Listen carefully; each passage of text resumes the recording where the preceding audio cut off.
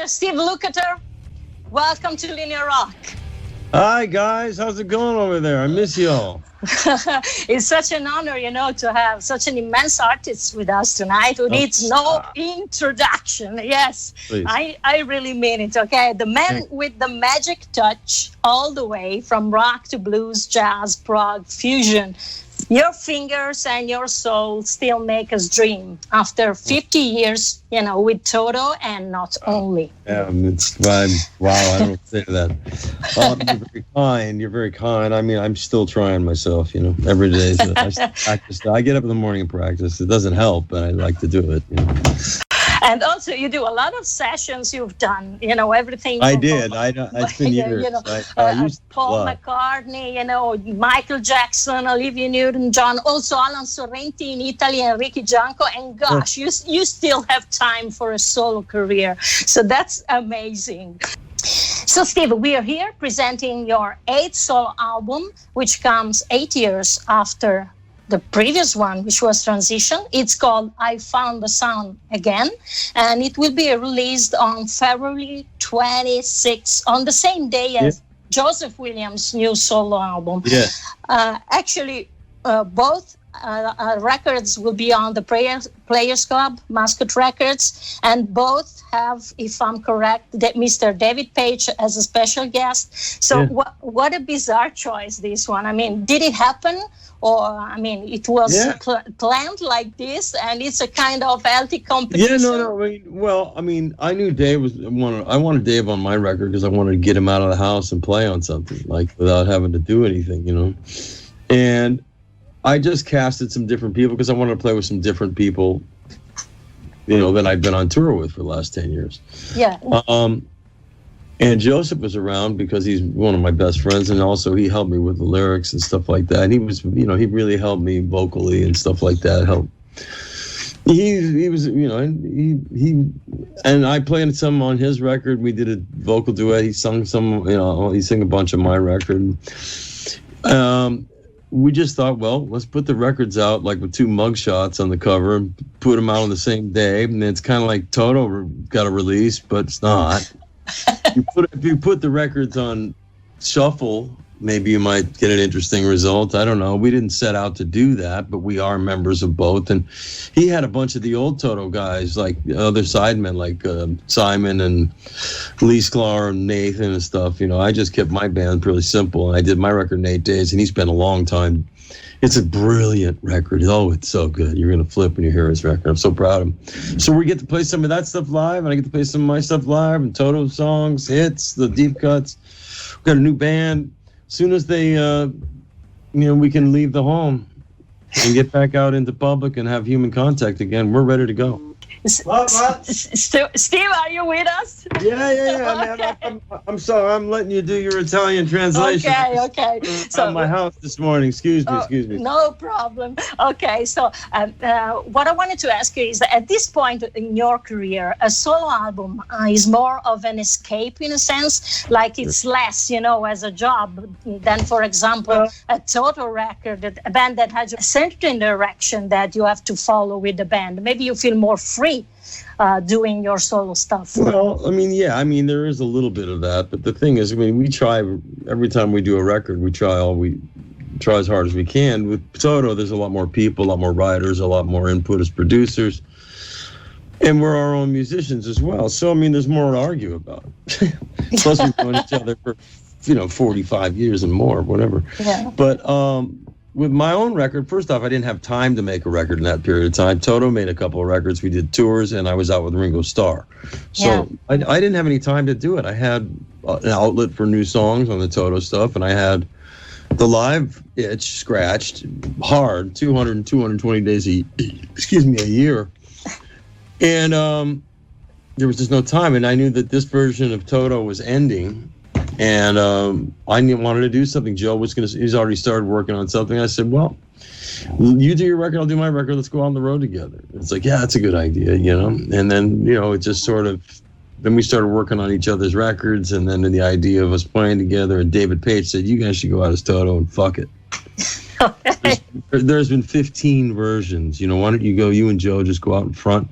We would take a couple of big guys from the last backing band, and we got some new fresh guys. The drummer from Snarky Puppy, and my buddy John Pierce from Huey Lewis's band, and my own session guy, my oldest friend, and found a new guy, Steve Major, who sings crazy high and plays keyboard. So it'll be Toto Dogs of Oz new version, keeping the music alive. And playing solo stuff in there too to spice up the set. So hey, it'll be different and better. More to look forward to. We always perceived, Toto as a big family. What do you miss most and not miss at all about the band when you work solo? But I should say, since your brothers, have been involved here and there in your solo career and also on this new record, does their approach change when it comes, to Luke's own album? I'll give you one example. Like when Paich came into play, he's like, God, this is so great. I just get to play. I'm not going to worry about everything. It's like, so he played great and he had a ball. And he couldn't help being Dave. Of course, he was giving me production input and stuff like that. It wouldn't be right. He taught me how to do everything. So his opinion means a lot to me.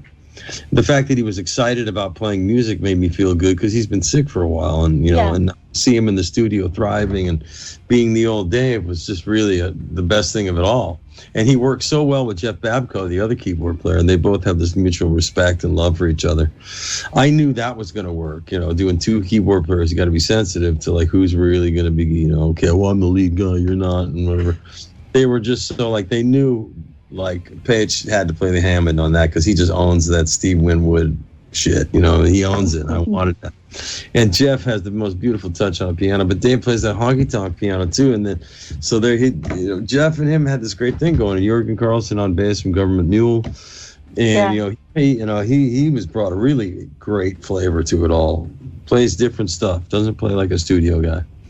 And then me and the stuff that we wrote and the covers that we picked set the stage for like why I want to make a record in 1971, but have it sound like it was made in 2020. Use the same ethic, same recording, everything live in the studio except the voice. And I wanted to do it fast. Yeah. Not have the time to labor over it and overproduce it. Like, listen, Toto loved those big records and they took a long time to make.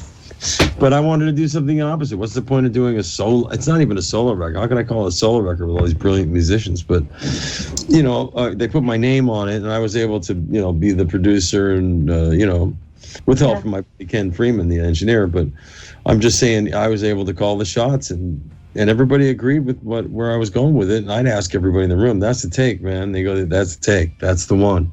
I would welcome opinions, but the buck stops here, Are these all freshly written songs, or do you have like a box, a drawer at home where you collect, ideas? And no box, man. I wish I had a box. No, I didn't have anything a month before the recording. I picked the 3 cover songs to set the mood, and then I was on vacation with my girlfriend in Big Sur. And I looked at it and I said, I got to start a record in about a month. I don't have any songs. So I called up Jeff Babko and go, come on, help me out. Man, let's start. I got a couple of licks, but let's do this. And then I called Stan Lynch from Tom Petty and Heartbreakers, ex-drummer. Yeah. And he writes great lyrics and has been writing with us since the Tambu era. He writes with Don Henley and all that stuff. So he's a really great word guy. And Joseph helped me with some of that too. So, because I was down to the wire, I needed the help. And plus, when people are there, it pushes you to finish stuff. So I had, and Jeff helped me flesh out the musical ideas, and he wrote these great charts, and we were able to do this. And the rest was just God and magic and great players, Yeah. The title you chose is very evocative. I found the sun again. It means that you have found serenity again in life and in music. I feel some melancholic mood, but in a good, positive way. And you talked about Tambu, and the Tambu atmosphere is actually there. But is it exactly, where you are at now? It was just me coming out of the darkness. I mean, there was some real dark stuff towards the end of the last Toto incarnation, lawsuits and people not getting along, and it's just depression, and just being away too long. Yeah. These guys bitch about being on the road. I was on the road 100 times more than them. So, I mean, I missed my little kids growing up and shit. You know, it's just, there's a lot of, this isn't all fun and games, you know. Everyone only sees the, oh, wow, I want to be a rock star. I want to make all this money and shit like that. But, you know, that's a small part of the business and the reality of living in life for 45 years. Yeah. You know, I've learned a lot. I've experienced a lot. I've done a lot of stupid shit. I've said a lot of stupid shit. Some stuff I can't take back, you know, but, you know, I made mistakes. You know, terrible mistakes, but, you know, hey, I'm living life, and life is a learning experience, and I'm trying to get better and finding the sun again. I found love in my life. I found peace in my world by letting go of the past and all the negative people that were up against me. And I'm starting over again at 63 years old. Made a new album that I'm real proud of, some great people that I love. And I'm going to go on, when we can go and play on the road, and we're going to go out and play with some really fun, great musicians and have a good time. Keep the music alive and play some new stuff. Steve, a lot of ladies are writing, so you must be happy. You look great on TV, so a lot of ladies are right, you know. Thank you, girls. God bless you. Marika, Laura, and Roberta Faccani, which actually you met, is a Italian singer. Okay. Nice of course, GGM Studios, in the person of Domenico, and Carla, Lisa, a lot of ladies, and Domenico, by the way. Okay, let's talk about the covers. So you said that you chose 3 covers for the record. No, Joe and I had these, actually, we in Germany a few years back, some guy made black and white photos of us and made it look like we were wanted posters, you know, like from the old days. We loved the idea. We tried to get the guy to give us the shots. He wouldn't do it, so we sort of recreated it. Okay. We both, I thought it'd be a great idea to sell them as a pair. You know, in some cases they are sold as a pair. You can buy them separately as well. But, I mean, we were going to work as a team. And we were just trying to have some fun marketing-wise. I mean, it wasn't like there's any deep message or anything like that, you know. We were just having fun with marketing ideas, you know. I was talking about cover songs. Cover songs. I thought you meant the actual cover. I'm sorry. No. Okay. I picked those first because I wanted to set the tone of the kind of music that I wanted to make and the kind of playing and recording techniques that I wanted to use, which is basically all live in the studio, solos, everything, and you overdub the vocals. So I picked those songs because that's how those songs were done. That's the stuff that I was listening to growing up as a kid and still inspires me, some of my favorite people, in some cases friends. So that inspired me to do something different because nobody was doing something like that in this era. Everything's all put on the computer and ones and zeros and gridded up and tuned and everything. And I've been down that road, man. I didn't want to do that. I wanted to see if I still had it in me to pull it off live and really do a song a day, minimal overdubs, lead vocal at night, next song, day 2. And it was done in 8 days. And then mixed in 8 days and was finished. Wow. And I've been sitting on it for a year. And now Joseph spent a lot of time meticulously producing his records. Fucking brilliant, man. And I did it a different way, but I think we and him complement each other, and we do want to work together. So it just makes sense, you know, that we do this. You know, we complement each other. My strengths are his weakness, and vice versa. You know, and he's also one of my very best friends. And I want to be around people that love me, and I love them back for the rest of my life. I don't want to be on the road with people that are miserable and don't want to be there. You know, I understand if that's their feelings, but it's not my feelings. And if you don't want to be there, don't be there. So now you're not there, so it's not a problem. What is the Toto hit that you have like a kind of love-hate feeling towards, you know, that never tires you to play, but, you know, that maybe sometimes it tires you to play? Is there any song? And is there any song? No, I don't want to. Wait. You're putting me on the spot here, man. I can't say that, man, because, you know, one person's favorite song. I don't want to ruin somebody's favorite. All right. Okay. You know, I mean, I think the obvious ones are the obvious ones. You know what I mean? It's like, okay, do I really need to hear that one again? And, you know, it's been good to me. It's been real good to me, but, you know, okay, already with the parodies and the whole thing, it's like, okay, I'm enough with that one. You know what I mean? And is there any... I think you know what I mean. I don't have to say Yeah, sure. But is there any song in rock history, not yours, that you wish you have written? Ooh, so many. Oh, wow. So many. There's so many incredible songs. I mean, God. Fixing a hole in the, you know, on Sgt. Pepper's. I mean, I could go down this wormhole. Selling England, the whole album. I mean, Yes, close to the edge. I mean, this in the brilliance. I could go down the Stones. You know, I mean, anything off Sticky Fingers. You know, I mean, I love all music. There's so much. I couldn't pick one. It depends on what mood I'm in. Same as you. As a top artist and hit maker yourself, can your career become like a huge monster, you carry on your shoulder, like a bag, becoming heavier and heavier through the years? And is having a song like Africa in that bag, a song everyone wants to write once in a lifetime? Is more a responsibility or a flagship to be proud of at this point, of your career, especially when you have, new music to release? Listen, it's all been a gift, and it's a give and take thing. You know what I mean? I don't sit around the house and play it, believe me. How can you deny something that's been so good to you and it's connected with the world? Who knew that? I mean, we thought it was a weird little album cut on Toto 4. We never had any idea it would turn into this, and it's helped us. I mean, it's helped other people, helped other bands, helped other, it's brought younger people to our shows. Our streaming numbers are almost 3 billion. Yeah, wow. We're selling a lot of records, and people are showing up at the shows, and they're not all old people, so I look at this as a blessing. But, if it gets you in the seats to see the other stuff, then you can make your decision. I don't mind playing it live. It excites people. It's fun to play, but I wouldn't sit around and play it in my house. I don't think any of us would.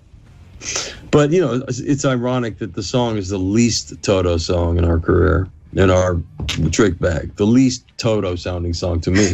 Okay. Becomes our biggest hit, and that's what everybody thinks we sound like. And they come see us live going, wow, man, you guys rock. You guys can play and shit, blah, blah, blah. I forgot you played that song. I didn't know you played that song, blah, blah. So, whatever. The end result's the end result. I'm happy to still be here 45 years later as a professional musician, recording and going on the road and stuff like that. I started before Toto, before Boss. Just starting, but nonetheless, I was in it, knew what I wanted to do, and now here I sit, waiting for the fence to open again, waiting for my gates to open again so I can come outside. Yeah. I just want to hug my neighbor. You know what I mean? I don't do anything. I get excited when the fucking Amazon guy comes, Oh my God. So you mentioned your career also as a session man, which started actually even before Toto. When you work as a session, and do you put yourself in a different way, in a different position, and it is more difficult, having to shape yourself to follow the requests despite your ability, because you have huge abilities. That was the job, man. You had to be ready to take anything and be ready to do what's asked of you. I mean, I didn't really have the final say. I could suggest and go, I think this part works. I think that solo is the one. Or ultimately, they have the final say. If they go, we want you to put on these effects on your guitar. I might not hear it, but it's, okay, that's what you wanted because you heard it on another record that I did. Okay. That's part of the job. Your job is to please the artist and the producer. You know what I mean? It's, if you please yourself, and they're great. I was lucky because I was given a lot of leeway in all the sessions I did because they hired me to just be me. But, there were times when it was specific things, that they really wanted, and sometimes I didn't hear it that way, but I did it anyway. And which was the strangest request that they made you in a studio? Do you remember that? Strangest request. In a session, of course. I'm drawing a blank. I've been asked to do weird shit. I've done a lot of weird shit, and a lot of it I don't remember. How's that? Okay. So today is February 9, and like today, in 1961, the Beatles played their first, for the first time, the first concert at the Cavern Club in Liverpool. And on February 9th, 1964, 3 years later, the Beatles debuted in America at the Ed Sullivan Show. So this is a very special day.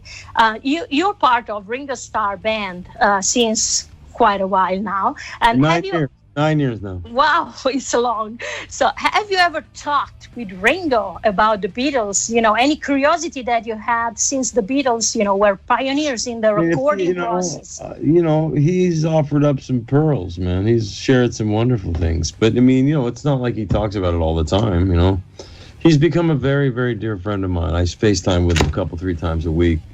We live close to each other, and when we're not working, we hang out.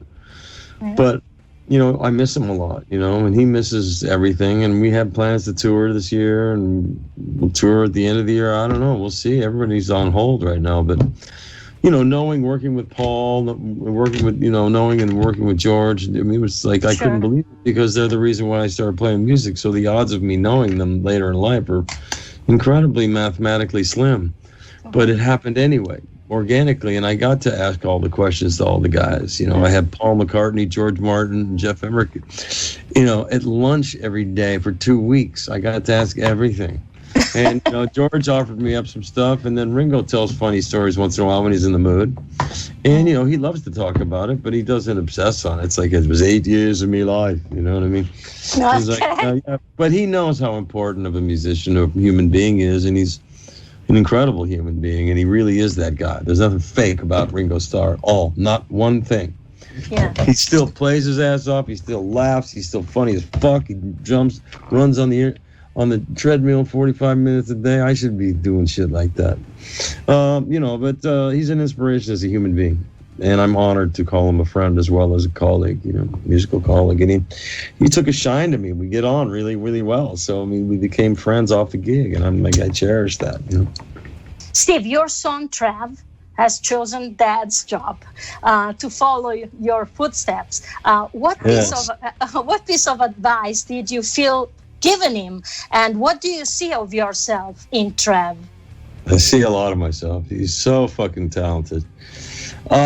He skipped over the stupid shit. I was able to stop him from doing anything that I did that I felt like save your money, don't do drugs and shit, be cool. He's got a little bit of my fire in him.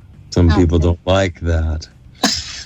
My father was a Marine, okay, when he was 16 years old. So, I grew up around the house where the belt was on the table and shit was yes, sir, no, sir.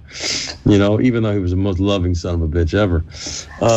It was just childhood was like, no, I never did that with him. But I got some of the intensity and the barking, which is, I hate about myself. And he's got a little bit, cracks me up, but he's so much, just so full of love. He's such a good person that he skipped over the mean part, I'm really happy about that. I was angry at the world for a long time, man, after taking so much shit for so long.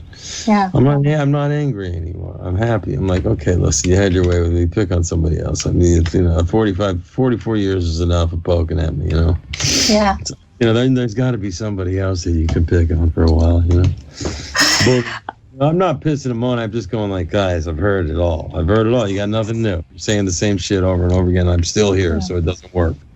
Anyway, my son, I couldn't be proud of another human being. I got 4 wonderful kids, all vastly different, but they're all amazing. And he's the only one that's fallen into the family business. He's producing other records for major artists right now. His band Levara is insanely good. Check it out on YouTube. They got a couple of great tunes up. The new one is Automatic, which I think is the #1 record. Sure. Levara. Check it out. Levara on YouTube right now. Check it out. They got a couple things up there. I know I'm dad hyping him and all that stuff. They're really fucking good, or I wouldn't say it. Did you collaborate on the Levara record? Had nothing to do with it. Okay, so he acted too proud. He didn't want you. No. He's worked on my records, and we've done stuff together. And we will in the future, but I want his first records and stuff to be him, so they don't go, it's probably his dad. No. Okay. All him, man. He wrote it, fucking played it, co-produced it. Fucking hell, that's him. Great. So, man, Jules, the singer, oh my God. He's got to be the best singer since Steve Perry. It's unbelievable. The drummer, Josh, killer. They're all great cats, young cats that want it bad. They deserve it. So now we're going to check out Levara, a video. Do you want to pick a video that you prefer? Yeah. This is Steve Lukather, and this is my son's band, Levara. This is their new song, Automatic. Cool. Steve, do you think that Spotify, and digital in general have leveled up the approach to production and the magic, of the music, since you've been part, of huge production all your life. But now everybody tends, to record at home in their studios. So what is... Sorry. Okay, no problem. So, they miss the side-by-side, being in the spot. What do you think? Yeah, I mean, the way they make records now is not the way we used to make records. I mean, it's just being on FaceTime or Twitter or Zoom or something while you're sitting in your... I don't have a studio in my house. I want to go to work and come home. I don't want the two things in the same place. I got little kids and life, and I like to separate the two things. And some guys love that. I don't. The way, today's music is made with a laptop and a celebrity, man. You can make the dog bark in tune. You know what I mean? So, I mean, I was 14 years playing before I got in a recording studio studying music like it actually mattered. Now it's just, how many, it's just a means to get to a perfume, sponsorship or something. I just don't. I'm a lifer musician. I started single digit before I knew what money and girls were. It's in my blood. So the real music, and for as much shit as we took for being a slick band, that's what we sounded like playing in a room together. They hired us. We played well. We played in tune. We played in time. We had great ideas. We were young, and we had fire. That's why they wanted us. Yeah. But just using a computer as an excuse because you have no musical ability. Everybody gets GarageBand. You can write a song the first day you get one.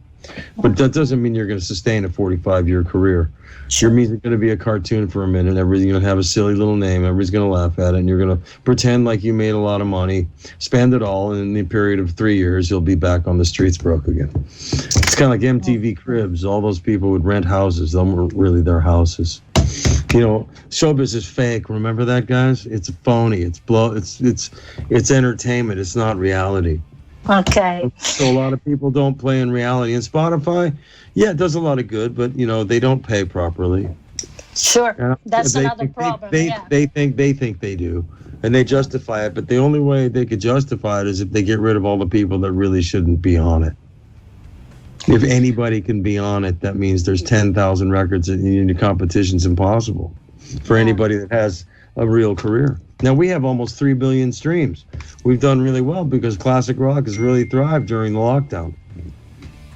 Steve, you are one of the top guitarists in the world, loved by millions.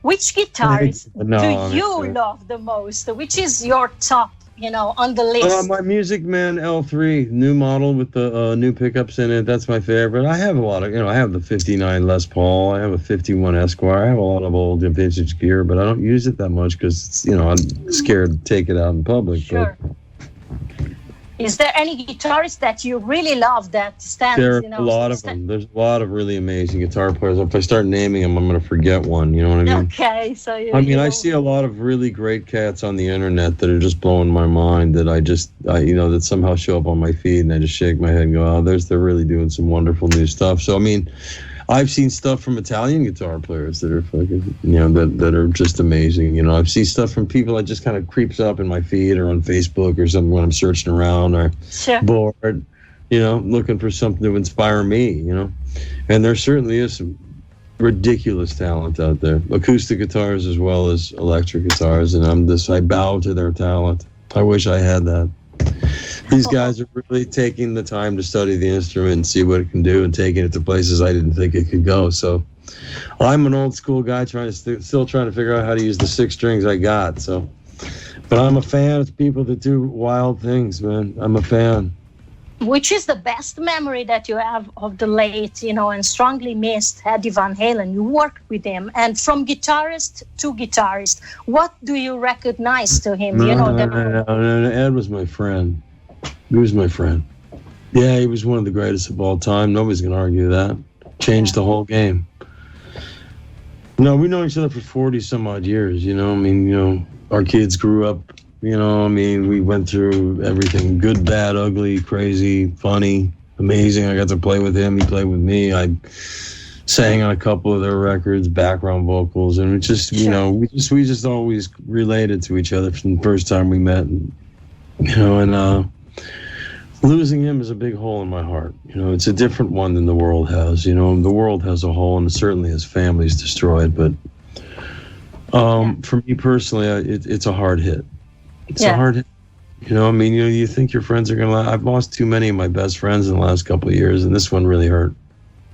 And that's all I can say about it. I have no right to speak for the family or anybody else. I just know that they're grieving like we all are. But like those of us close to him, and those of them even way closer than me, are really hurting right now. I'm in touch with Alex. I'm in touch, you know, but I stay out of it. You know, I mean, it's, what do you say to somebody? I mean, I've been through too much of this. Yeah. I don't like it. Steve, how do you see the post-vaccine in music, especially, you know, for legends that are not, you know, the youngest anymore, let's say? So how do you see it? You want to come back, but there has to be, you know, security and so on. How do you see that? It's all about how many people can get it and does it work. I don't know. Do you? I don't know any more than you do. I'm hoping. Okay. No, I'm in a holding pattern until question mark. It's very depressing to me, but I got a lot of other stuff going on. So we closed the interview with "Don't Chain My Heart" by Toto. Oh wow. Okay. Version. Why not? That's been a while. Yeah, I version. look different. That was a long time ago, man. That is version Paris 2007. You know, it's as you say, it was released before that. It was released 1992. Sure, no, I mean the version that we're playing is the live version is from Paris 2007, and okay, that is. Oh, that's what Jeff's. Oh, that's cool. Okay, yeah, hit. You know, not the common one, as you say, not the common pick. It's a great song, first single from that album, Kingdom of Desire, 1992, and you played it a lot during the 90s, but then you know just sporadically, and at that time you had. We got a lot of songs. We don't play the same set every time. But what I wanted to ask It'll come back. You took the mic, you know, back then, and you say, okay, I'm gonna be the singer of the band. But do you have I didn't want to be the singer. Okay, that was a choice. That wasn't your choice. But you have a different. It just sort of fell in my lap by accident because nobody wanted to go through auditioning another singer. Okay, and you sang before actually in some other songs. Dave was supposed to sing more, but he chickened out in the end. And do you have a different, you know, discipline and approach as a singer, being a guitarist? What do you think? I've always sung because I had to. Okay. Nobody else would do it. You know, I wouldn't write singer on my resume. You know, I don't think I'm a great singer. I can sing okay. I can sing the little bits that I sing, but Joseph's a real singer, and all the real great singers are real singers. I'm just kind of guitar player that sings a little bit. That's all I really am. But if you read over the comments on your new videos, a lot of people is saying this is the best singer that Toto ever had. So, well, I wrote the stuff in the right key, so I wasn't killing myself. That's what he said. All right, listen, girl, I got to split, man. I love you. Okay, thank you so much. Sorry out there. This is what an old guy looks like in the morning. Sorry about that. I would have dressed better had I known. God bless you all, and stay safe and well. And let's all get this vaccine or whatever we got to do so we can hug each other in person again, okay? Sure. I love you all for the support. Thank you. And thanks for watching my son's video. They're just starting out. Sure. That's really... Levara, I'm sorry. I'm pumping my kid. I can't help it. I'll see you later. Bye-bye now. Ciao. Bye-bye now. Ciao. Bye-bye.